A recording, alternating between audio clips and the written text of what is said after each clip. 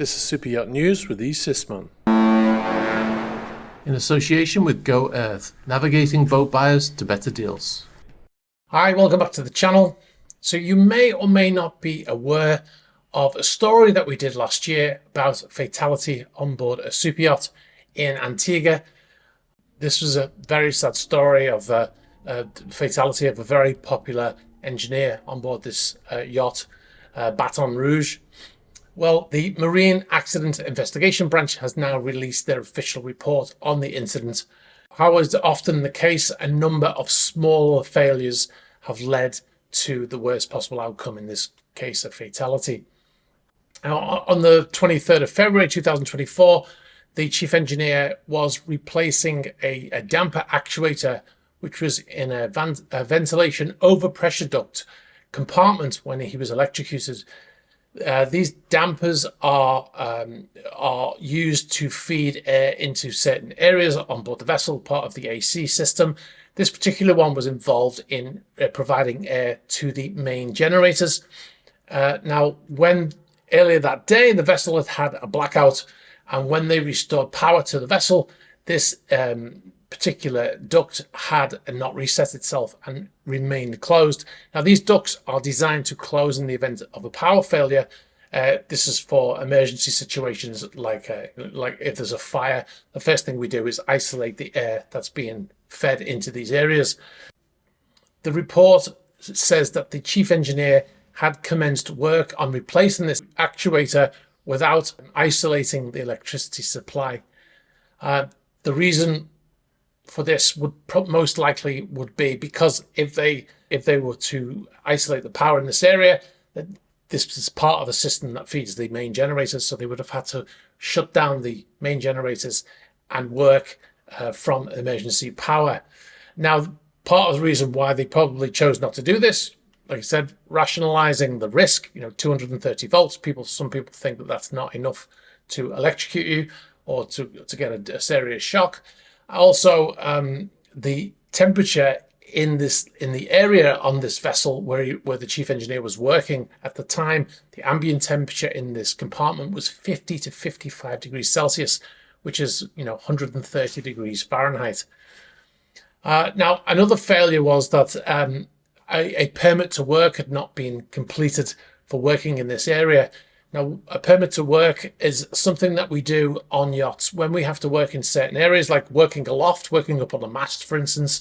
We'd have to fill out a permit to work, hot work, welding, working over the side of the vessel, for the crew, cleaning the hull and stuff, when they're putting on a harness, etc. An enclosed space is another area that we'd have to fill out a permit to work.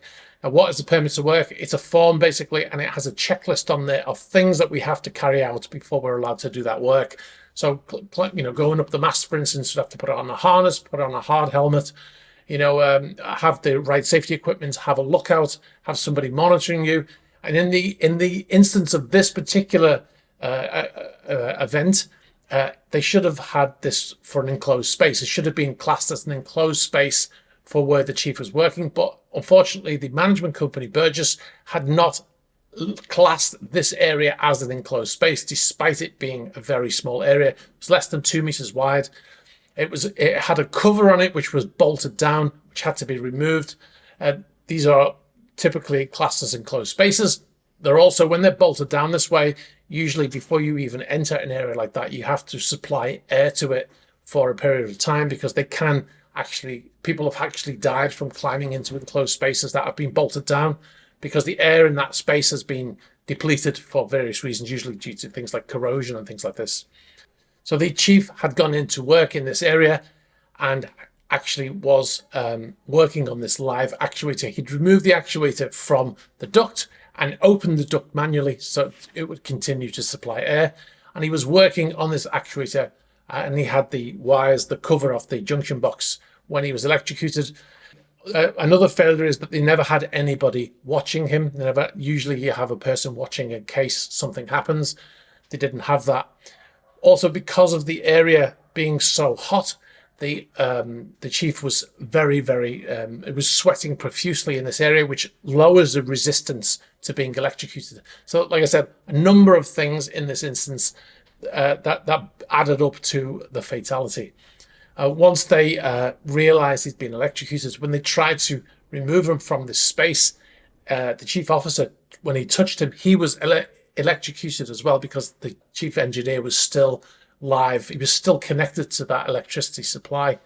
So by the time they managed to retrieve him from this area, his heart had stopped, and they were unable to restart his heart, and he was later pronounced dead. So very, very sad situation. The management company has made a number of changes to the way they do things, as well as the vessel, classing this as an enclosed space and changing the way things will work. Like I said, when you fill out a permit to work, the reason why we do this is to make sure all of the safety things are in place before that work is carried out, because there's a tendency to just want to get on and work and then not go through these things, and then something happens. All right, we'll move on to our next story. This is another fatality. Captain Stephen Cross, he died after an accident in the British Virgin Islands, and the first officer of a super yacht called Motor Yacht Oh La La faces charges of manslaughter. Now, the fatal collision in the British Virgin Islands has resulted in those manslaughter charges, like I said, for the first officer of the super yacht. This story is based on reporting from the website DocWalk. We'll link the full story in the description if you want to go and read it. But the incident happened in November 2024, when Stephen Cross was navigating a small rib with guests from his 46-foot charter boat in a no-wake zone. So I think it was a 12-foot rib. And he was in a no-wake zone in North Sound in Virgin Gorda, part of the British Virgin Islands. A no-wake zone is basically what it sounds like. Your vessel is restricted to about 5 knots. This way, your boat creates no wake. And this is designed to protect people like swimmers, or people in the water, or other smaller vessels, etc. Now, these areas are often close to shorelines, usually within 100 meters of the shorelines on various different islands around the world. As Captain Cross navigated the area carefully, a 21-foot rigid-hulled inflatable boat belonging to super yacht Oh La La, being operated by the chief officer, Leslie Joubert, at high speed. According to a witness and local captains, said he saw a black inflatable dinghy with no lights run through a grey inflatable dinghy without stopping. A charter guest who was on board the small rib at the time corroborated the statements. The guest, Nicholas Morana, said that Oh La La's tender was travelling at about 25 knots when it ran them over from the rear and continued on its way, leaving all 7 passengers in the water. The boat did not stop, did not come back to give aid to the smaller boat. The most likely scenario is that they didn't even realise they'd hit another boat. It sounds hard to believe when the vessel was not that much smaller.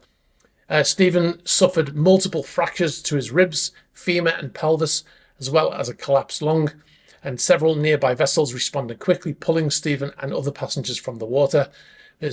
Stephen was transported to the Nurse Iris O'Neill Clinic on the Virgin Gorda and later transferred to Dr. Orlando Smith Hospital in Tortola. However, he was pronounced dead later that evening. Now, the chief officer of a 36-year-old South African national was later questioned by police at Sabah Rock. Now, Leslie was later arrested and formally charged with manslaughter before being released on $120,000 bail. Leslie's virtual hearing, which was actually yesterday, on the 11th of February, will review navigation logs, forensic reports and eyewitness testimonies to determine whether his actions constituted gross negligence and if Leslie will stand trial. If convicted, the charge carries a maximum sentence of life in prison. We'll bring you more on that one when we get some updates. Now, there's a story that has been going around for years now about Motor Yacht Eclipse. And this vessel is connected with Roman Abramovich, of course. He purchased this vessel. I think it was completed in 2010, 2011. It's one of the largest yachts in the world. It's still in the top 10 of largest yachts in the world. Now, the false claims are that it has paparazzi repelling laser systems on board. It has a missile defense technology. This is the biggest one that I've seen. I've even seen diagrams of missiles and stuff, but on board this vessel that it says that it has all this stuff. And it's often called a floating fortress because of all this missile defense stuff. This is a myth. I've done videos about this before. The vessel does not have a missile defense system. What it does have, actually, is they have anti-drone equipment. And the reason why we know this is because there have been instances in the past where YouTubers have been filming Eclipse when their drone has been taken over by other people. The one particular YouTuber I watched quite a number of years ago, now maybe 7 or 8 years ago, his drone was taken over by them, and then they sent out a crew in a small rib to collect the drone that they pulled down out of the air, which is basically, if they keep that drone, that's effectively theft of that drone because it doesn't belong to them, right? The guy was able to wrestle his drone away from them, though, and then fly it back to himself. He showed footage of the yacht. He was quite a distance away from the yacht when he was filming at the time. I've tried to find this video since. I cannot find it to show you in our video. This is something that the crew have done in the past. I'd be very careful with this technology now. You know, launching a drone and then the crew grabbing it out of the air and bringing it down and taking it back on board the yacht of a Russian-owned vessel. That drone could be laced with explosives or something like what's happening in Ukraine right now. So I'd be very careful about doing that kind of thing. But the other stuff, the missile defense and all that stuff, that is a myth. I can tell you that yacht does not have a missile defense system on it. Neither there was other yachts or yachts that he's previously owned, like Luna, etc. They don't have that stuff. Representatives of Abramovich claim that he no longer owns Motor Yacht Eclipse. If we look at the IMO database here, it does actually show that the vessel changed ownership in 2022. And in actual fact, it says on the IMO database that it's transferred to unknown persons, which is, I don't even know how the IMO database can be listed as unknown persons like that. I thought they had to be registered as an owner. You know, they had to have an owner registered on there to be legal, but apparently not. Now, the idea that this vessel is no longer owned by Abramovich is unbelievable, really. He has been spending his time in Turkey, as people have claimed to be in exile in Turkey since. He's bought properties there. He's spending most of his time there. The yacht left Europe when the sanctions started in 2022, and the vessel Eclipse headed straight to Marmaris in Turkey, where it remains to this day. It was definitely under his control at the time, and the vessel is still in that same marina, as you can see here. It's been there since 2022. It takes on fuel in the same place. It takes on provisions in the same place. The idea that somebody buys a $500 million yacht and then leaves it in the same marina where it was when it was sold is also unbelievable in itself, right? There's been no name change. It's still registered in the same flag state. And, you know, Bermuda flag state is a popular flag state for Abramovich. He generally registers all his yachts there. He did until he started to get sanctions placed on his stuff, and he changed some of them to the Cook Islands, but this one remains in Bermuda. We've also spoken to various people who have connections with this yacht, and they say that he's still the ultimate beneficial owner of the yacht. So yeah, so that's we believe he's still in control of that vessel. But the stories of the missile defense system are, I mean, it's something he probably likes, that story is out there, but yeah, it's a myth. So don't believe everything you hear, certainly on the internet. All right, guys, I'm going to wrap up there. Be sure to check out our Patreon page, patreon.com/eSysman. We've got lots of videos on there. We do 2 to 3 videos a week on there, so check it out.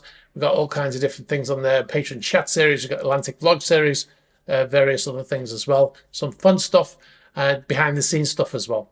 So check it out, patreon.com/eSysman. If you've got any information for us, be sure to send it to us through the email address in the ticker. You can get us on the About page of YouTube. You can get us on, X and on Instagram and all that jazz as well.